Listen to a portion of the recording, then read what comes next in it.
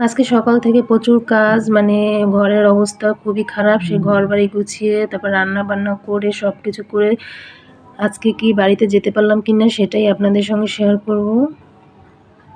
তো আজকে প্রচুর কাজ করেছি সারাদিন, দ্রুত করার চেষ্টা করেছি, তারপরেও বাড়িতে যেতে পারবো কিনা জানি না। আসসালামু আলাইকুম, কেমন আছেন আপনারা সবাই? আশা করি ভালো আছেন। আর এই যে চলে আসলাম আজকে চা খেয়েই সকালে, তারপর চলে আসলাম বিছানা গুছাতে।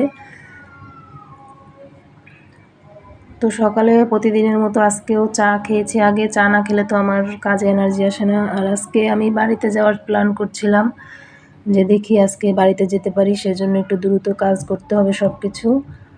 তো আগেই চলে আসলাম ঘর গুছানোর জন্য, আর ঘর গুছানোটা দেখানোর কিছুই নেই, তাই একটু স্পিডটা বাড়িয়ে দিলাম, আপনারা দেখে নেবেন কষ্ট করে।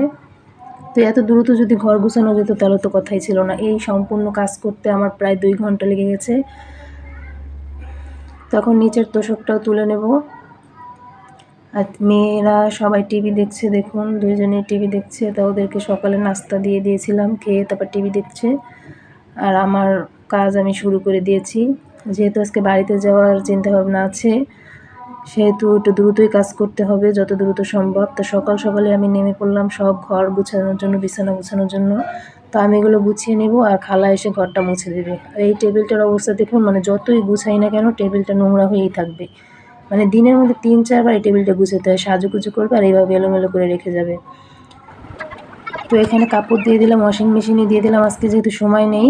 আর টেবিলটাও গুছিয়ে নিব। আর দেখুন এই যে একটা ডিম দিয়েছি মেয়েকে, সেই ডিমটাও সে খেলো না। তার আজকে শরীরটা খারাপ লাগছিল, পড়তেও যেতে পারেনি, স্যারের কাছে গিয়েছিল আবার চলে এসেছে। তো এখন টেবিলটা মুছে নেব, টেবিলটা মুছে নিয়ে তারপর চলে যাব থালা বাসন ধোয়ার জন্য। তো অনেকগুলো থালা বাসন জমে গেছে আজকে, কালকে আমার ভালো লাগছিল না, এই জন্য ধুতে পারি নাই। তো এখন চলে আসলাম থালা বাসন ধোয়ার জন্য। আর আমার রান্নাঘরটা আগেও বলেছি অনেক ছোট, মানে দাঁড়াতে, থালা বাসন ধোয়ার জন্য দাঁড়াতে খুবই কষ্ট হয়ে যায়। তো কী আর করার, এখানে বসেই থালা বাসন ধুতে পারি। এই যে দেখুন কতগুলো থালবাটি ধুয়ে নিয়েছি। আর এখন রান্নাঘরের কিচেনটা একটু পরিষ্কার করে নিব, চুলাটা পরিষ্কার করে নিব। মানে রান্নার আগে এগুলো পরিষ্কার করে নিলে আমার রান্না করতে কোনো অসুবিধা হয় না, মানে ভালোই লাগে পরিষ্কার পরিচ্ছন্ন থাকলে। তো এখানে দেখুন আমি চুলাটা পরিষ্কার করে নিচ্ছি আর আশেপাশে একটু মুছে নিচ্ছি। তো এগুলো মোছা হয়ে গেলে তখন আবার রান্নাবান্নার কাজ শুরু করব। আর এই যে আমার রান্নাঘরটায় প্রচুর জিনিসপত্র ভরে গেছে, তা ভাবছি বাড়ি থেকে এসে রান্নাঘরটা একটু অর্গানাইজ করব। তো চলুন এখন কোটাকাটি করে নেই আজকে কি রান্না করব। যেহেতু বাসায় যাব, তো একটু তাড়াহুড়া করে রান্নাবান্নাটা করতে হবে। আর এখন এই যে ঢেঁড়স কেটে নিচ্ছি, আজকে ঢেঁড়স ভাজি করব, পাতলা টমেটো দিয়ে ডাল রান্না করব, আর একটু মুরগির মাংস রান্না করব।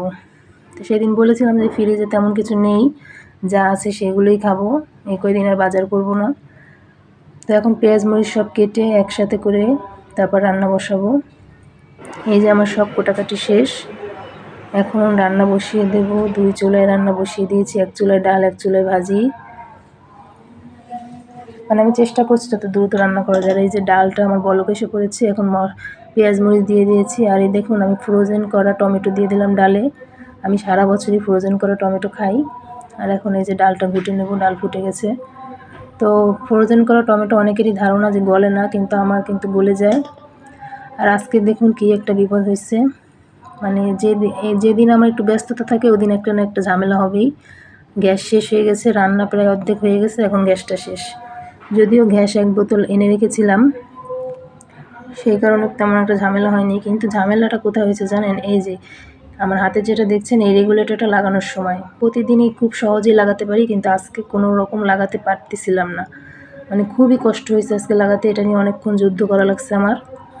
তো এই রেগুলেটরগুলো কিন্তু অনেক ভালো, এটা আমি অনলাইনে অনেক দেখেছি। তো আমি এখানে বাজারে এগুলো পেয়েছি, এগুলো এই জন্য লাগিয়ে নিলাম।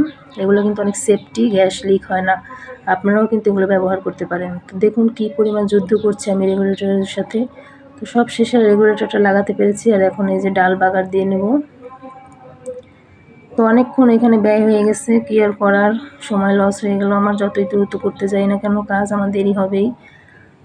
আর দ্রুত করার কাজগুলো অনেক সময় দেরি হয়ে যায়, মানে ধীরে সুস্থে কাজ করলে কি ভালো হয়, আর তাড়াহুড়ো করতে গেলেই ঝামেলা বাধে। তো এখানে ডাল বাগার দেওয়া হয়ে গেছে, আর পাশের চুলায় আমি মশলা কষিয়ে নিয়েছি, আর এখন এই যে মাংস দিয়ে দিলাম, আর আলুও দিলাম, মানে আলু ছাড়া আমার চলেই না, আলু আমার খুব ফেভারিট, তো কিছু আলুও দিয়ে নিলাম। আর আজকে যেতে পারবো কিনা আমি নিজেও জানি না, তারপরও তাড়াহুড়া করছি। আর এদিকে জিরাটা বেটে নেব, মানে ব্লেন্ডার করে নেব। সামনে যেহেতু কোরবানি ঈদ, তো মশলা তো লাগবেই। জিরাগুলো ব্লেন্ড করে নিলাম, এখন এটা আমি বক্সে করে রেখে দেব।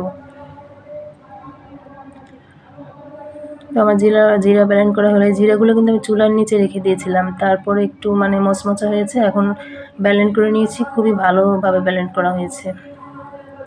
তো আপনারা ওইভাবে করতে পারেন। তো এই যে আমার রান্না বান্না শেষ,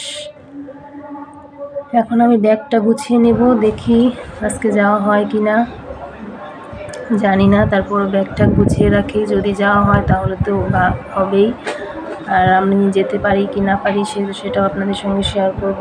দেখতে থাকুন আমার পরবর্তী ভিডিওতে, অবশ্যই আপনারা দেখতে পারবেন যে আমি কি আজকে যেতে পেরেছিলাম সব কাজ গুছিয়ে, নাকি যেতে পারিনি, সেটাই আপনাদের সঙ্গে শেয়ার করব।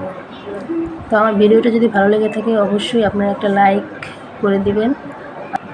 আমি ভিডিওগুলো কিন্তু অনেক কষ্ট করে আপনাদের সঙ্গে শেয়ার করি, এডিটিং করতে কিন্তু অনেকক্ষণ টাইম লাগে, তারপরও আপনাদের সঙ্গে শেয়ার করি, ভিডিও করি।